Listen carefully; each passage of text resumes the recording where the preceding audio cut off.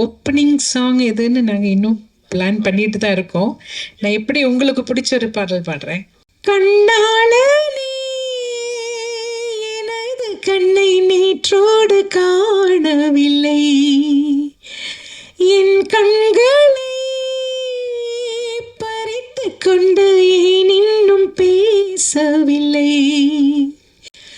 ஆளான ஒரு செய்தி அறியாமலே அலைபாயும் சிறு பேதை நானோ, உன் பேரும் என் பேரும் தெரியாமலே உள்ளங்கள் இடம் மாறும் ஏனோ, வாய் பேசவே வாய்ப்பில்லையே வலி தீர வழி என்னவோ.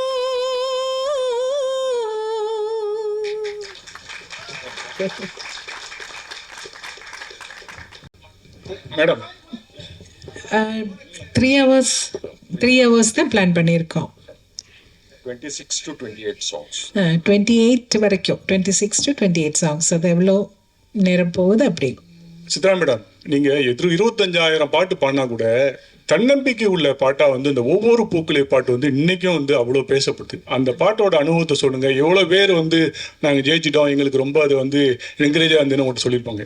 ஆமாம், எனக்கும் ஒரு சில கச்சேரிகளில் போகும்போது நிறைய பேர் அப்படி சொல்லியிருக்காங்க.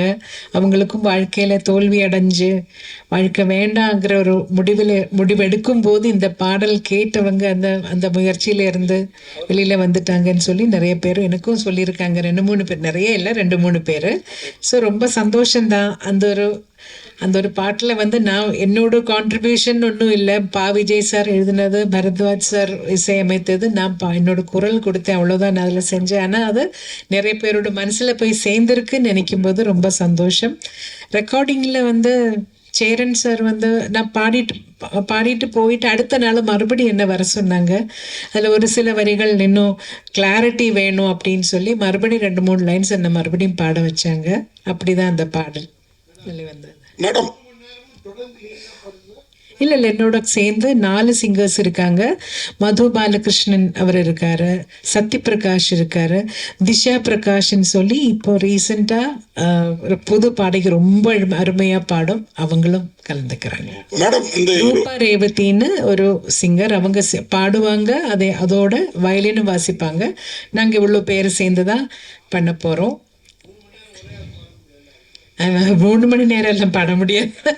மேடம், இந்த 20,000 பாட்டுல இருந்து இந்த 26-28 பாட்டை நீங்க செலக்ட் பண்றீங்களா, இவங்க எல்லாம் செலக்ட் பண்றாங்களா, இல்ல ரசிகர்கள் செலக்ட் பண்ணிருக்காங்களா? நாங்க எல்லாரும் ஒரு டீமா உட்காந்து தான் செலக்ட் பண்ண போறோம். பாப்புலரான சாங்ஸ் ஜனங்களுக்கு பிடிக்குங்கிற மாதிரி எல்லாருக்கும் அவங்கவுங்க சாய்ஸ் இருக்கும் இல்லையா, அந்த மாதிரி எல்லாரும் சேர்ந்து தான் நாங்க செலக்ட் பண்ணோம். எங்களுக்கு 20,000 பாட்டும் பிடிக்கும். லிஸ்ட் போடுறது ரொம்ப கஷ்டம். இந்த லிஸ்ட் போடுறது ரொம்ப கஷ்டம். மேடம், நீங்க அறிமுகமாகி இத்தனை வருஷம் ஆயிடுச்சு, ஆனா இது வரைக்கும் ஒரு தனி கச்சேரி பண்ணணும்னு ஏன் நினைக்கல? இப்போ ஆரம்பிச்சு பண்றதுக்கு உண்டான காரணம் என்ன? அப்படின்னு இல்லை, நான் தமிழ்ல கச்சேரிகள் பண்ணியிருக்கேன். ஆனால் இந்த மாதிரி வெளியே பெருசாக அந்த கிராண்ட் ஸ்கேலில் பண்ணலை. நான் மலையாளத்தில் நிறைய கச்சேரிகள் பண்ணுறேன், தமிழில் கூட பண்ணியிருக்கேன்.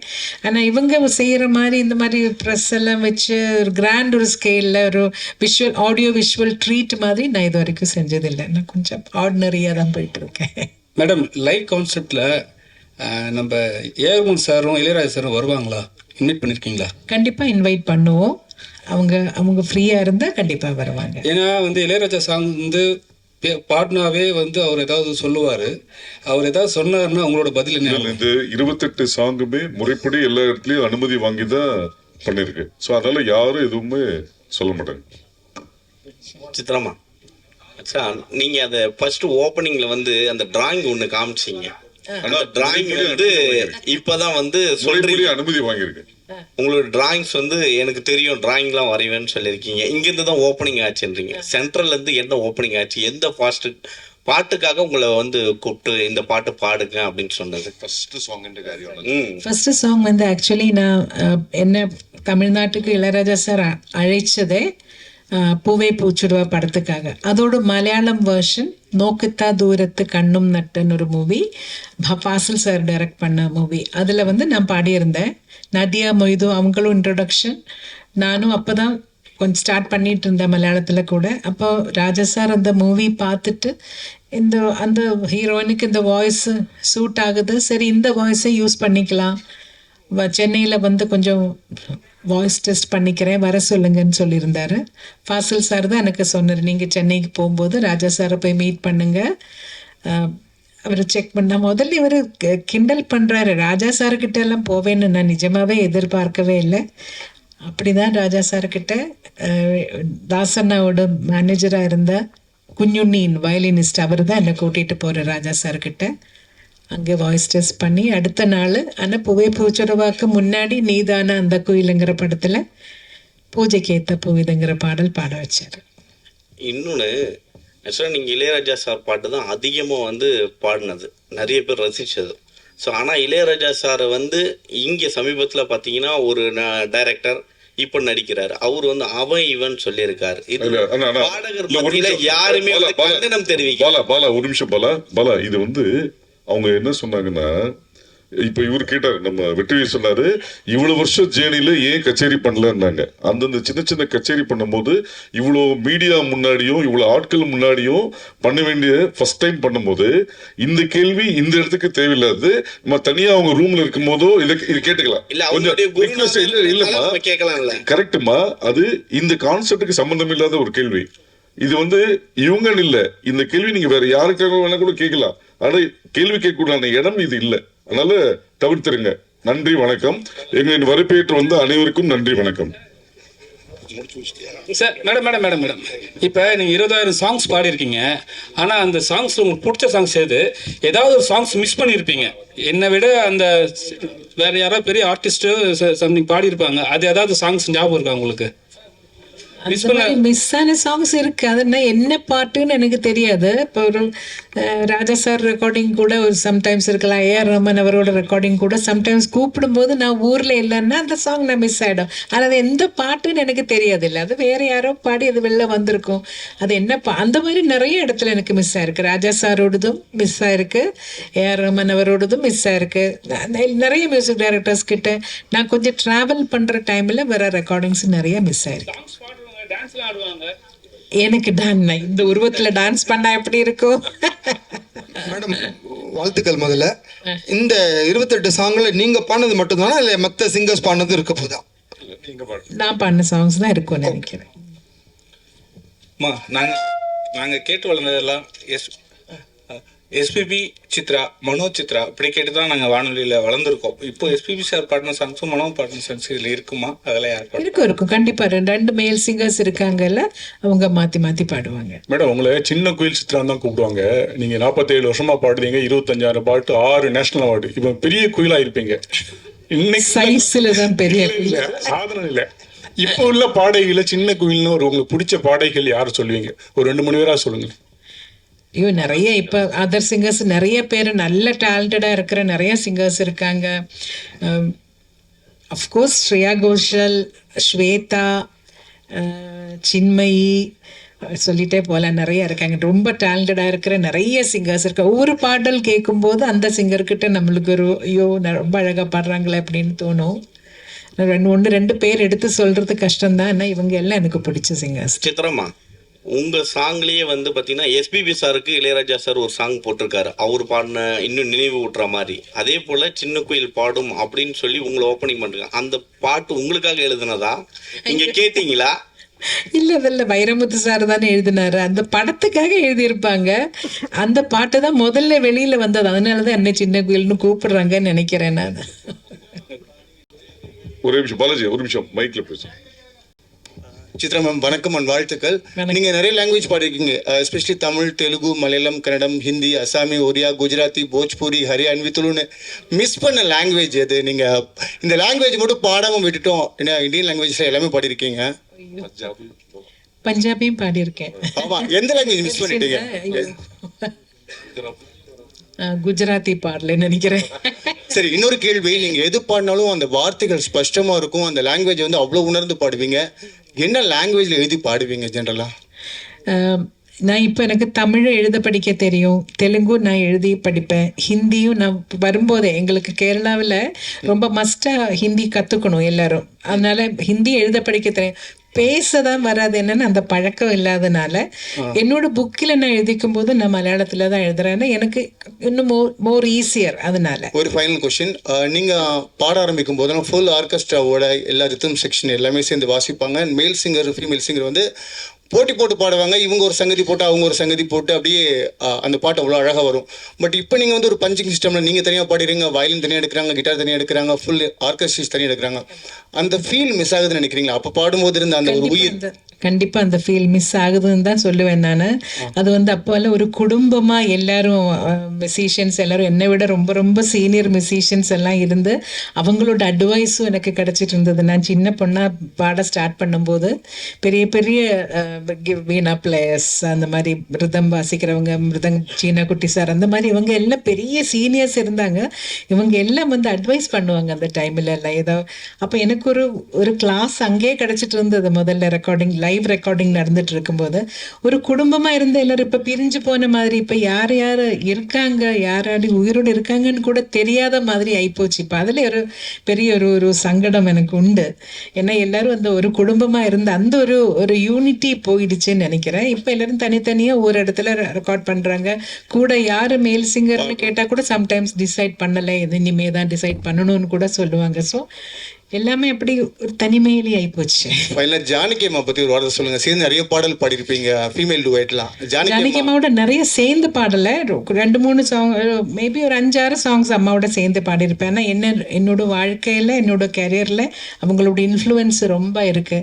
நான் பிறந்ததுல இருந்து கேட்டு வளர்ந்தது சுஷீலம்மா, ஜானகி அம்மா, வாணி அம்மா, ஜமுனா ராணி அம்மா, ஜிக்கி அம்மா, அவங்களோட பாடல்கள் கேட்டு தான் வளர்ந்தேன். ஆனால் ஜானகி அம்மா கிட்ட இன்னும் ஒரு ஸ்பெஷல் அட்டாச்மெண்ட், அம்மாவோட நேச்சர் அப்படின்னு நினைக்கிறேன். ரொம்ப நம்மளே ஒரு அம்மா மாதிரி எப்பயும் அணைச்சிப்பாங்க.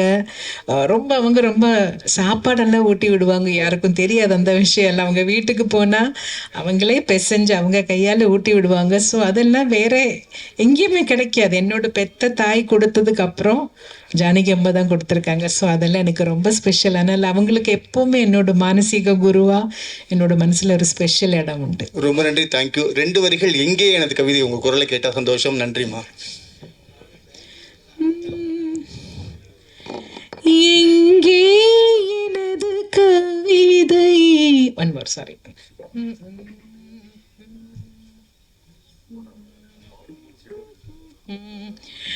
எங்கே எனது கவிதை, கனவிலே எழுதி மடித்த கவிதை. எங்கே எனது கவிதை, கனவிலே எழுதி மடித்த கவிதை.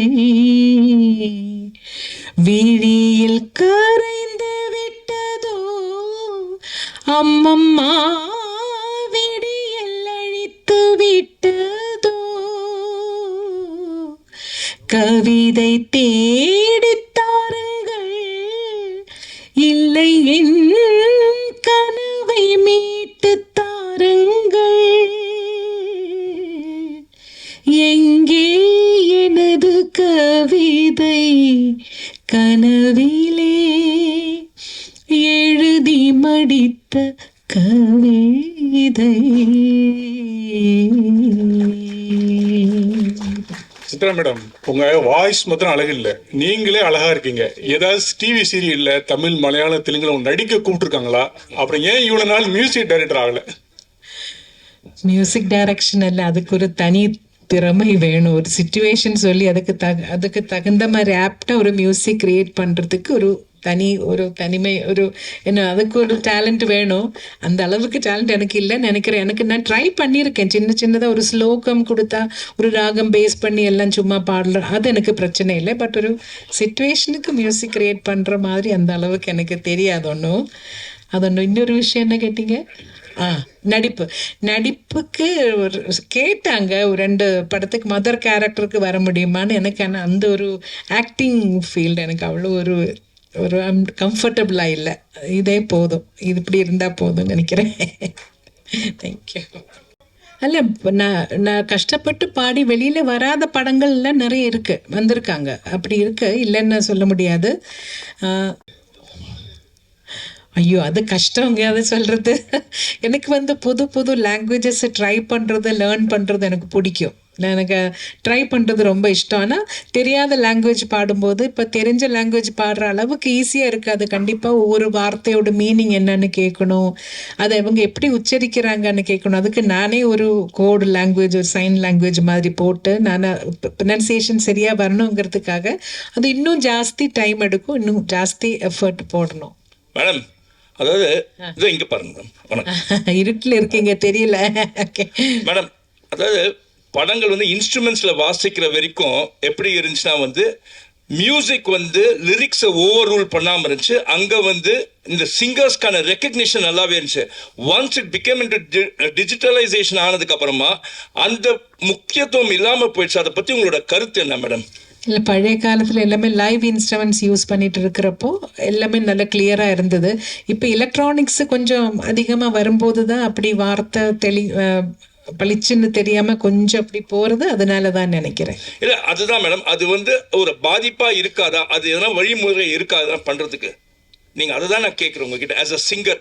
ஏன்னா யூஆர் அன் எக்ஸ்பீரியன்ஸ் பெட்டர். எல்லா தடவையும் நாங்கள் சொல்லுவோம் மெயினாக வாய்ஸ் மெயின் வச்சுட்டு பேக்ரவுண்ட் ஸ்கோர் இது கொஞ்சம் பேக்ரவுண்டில் இருக்கிற மாதிரி வைக்க சொல்லுவோம். ஆனால் ஒவ்வொரு மியூசிக் டைரக்டருக்கு அவரோட காதில் அது எப்படி எல்லாமே மிக்சிங் பண்ணுறவங்களோட இயர்ஸை பொறுத்த வரைக்கும் இருக்கும். அவங்களுக்கு அது எப்படி கேட்குதோ எப்படி வேணும்னு நினைக்கிறாங்களோ அப்படி தான் மிக்ஸ் வெளியில் வரும். நம்ம பாடி முடிச்சு போயாச்சுன்னா மிக்சிங்கில் எல்லாம் நாங்கள் போய் உட்காரதில்லை, எங்களுக்கு தெரியாது. பாட்டு வெளியில் வரும்போது தான் இது இப்படி வந்திருக்குன்னு புரியும். தேங்க்யூ.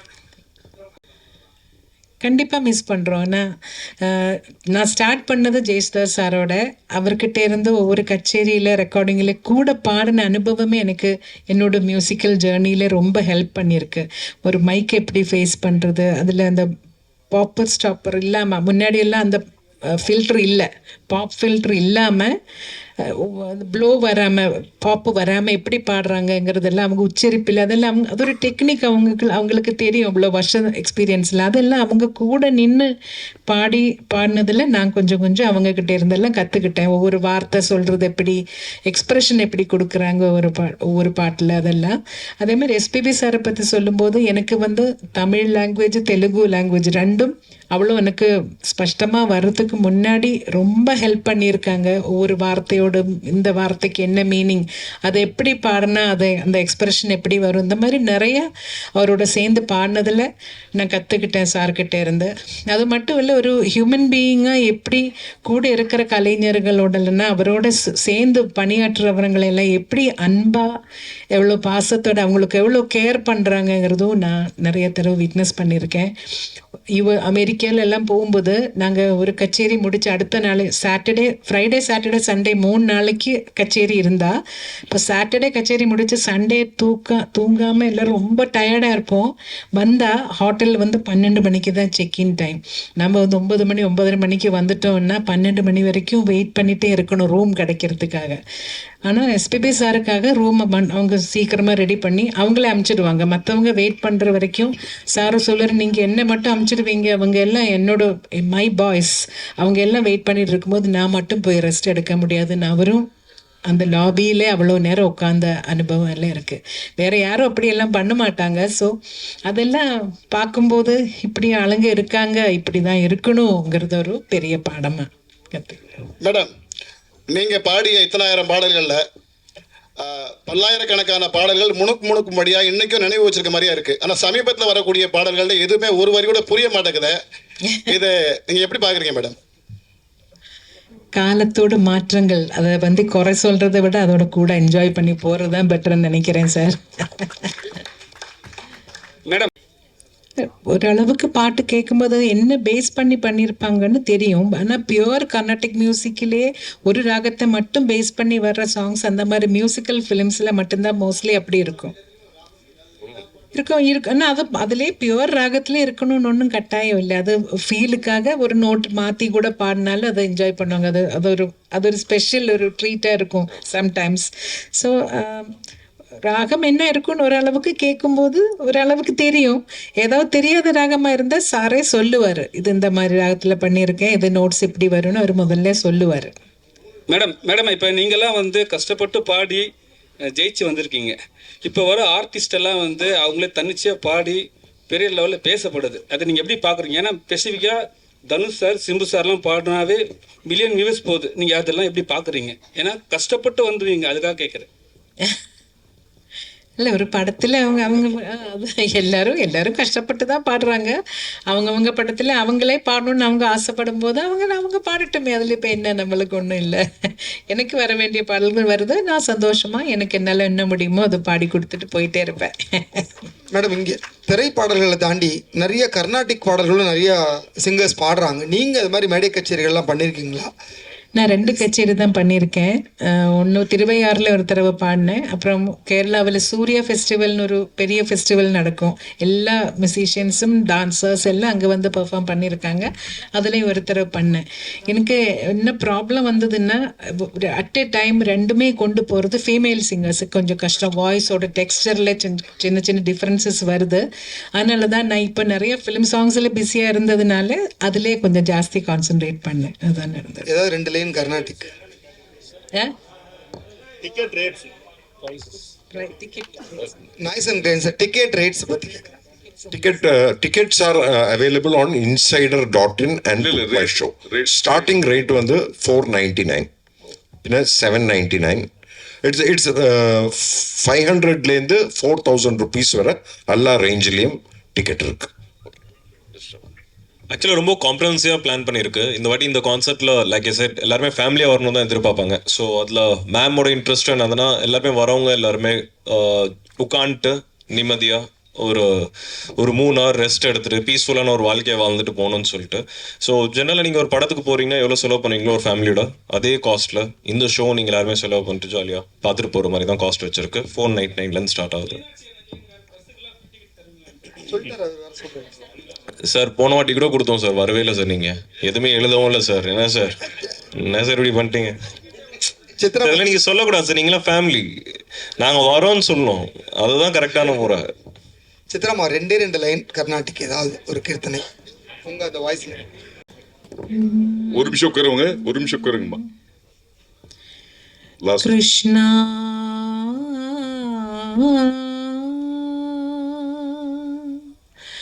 Krishna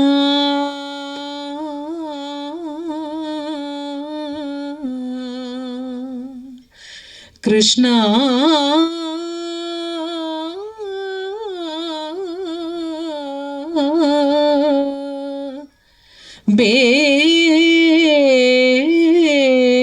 பேகனே borrow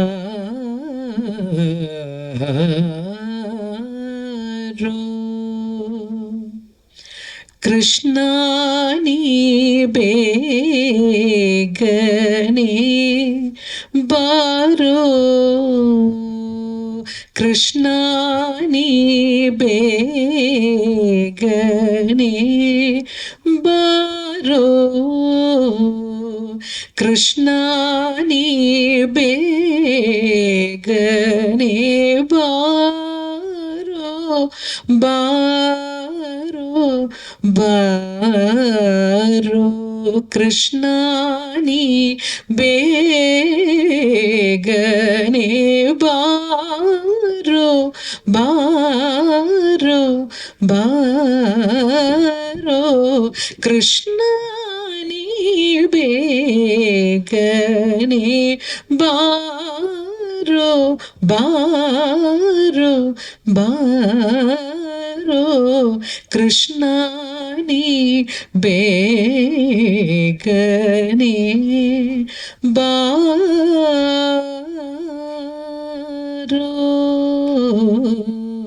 borrow. அனைவருக்கும் நன்றி, வணக்கம்.